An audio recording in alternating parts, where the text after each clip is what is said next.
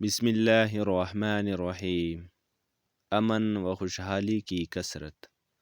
مسلمانوں نے مکہ مکرمہ اور مدینہ طیبہ میں ایک عرصہ دشمنوں سے قتال، جنگوں اور معارکہ آرائیوں میں گزارا تھا۔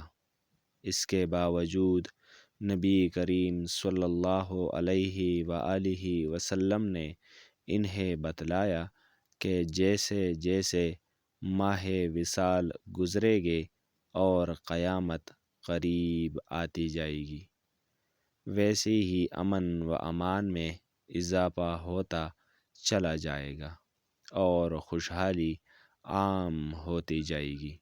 ارشاد رسالت مآب صلی اللہ علیہ وآلہ وسلم ہے، قیامت اس وقت تک قائم نہ ہوگی جب تک کہ سرزمین عرب میں دوبارہ باغات اور نہروں کی کثرت نہ ہو جائے، اور یہاں تک کہ ایک سوار عراق سے چل کر مکہ پہنچے گا اور دوران سفر اسے راستہ بھولنے کے سوا کوئی خوف نہ ہوگا، اور البتہ حرج کی کثرت ہو جائے گی۔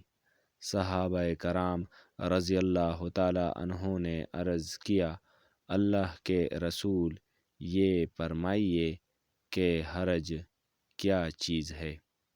آپ صلی اللہ علیہ وآلہ وسلم نے فرمایا، قتل و خونریزی۔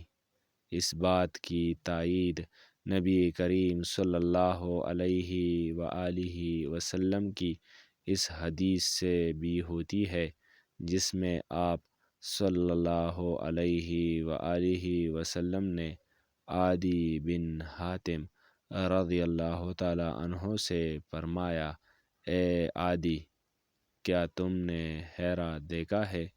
عدی نے کہا، یا رسول اللہ، میں نے دیکھا تو نہیں، البتہ اس کے بارے میں سن ضرور رکھا ہے۔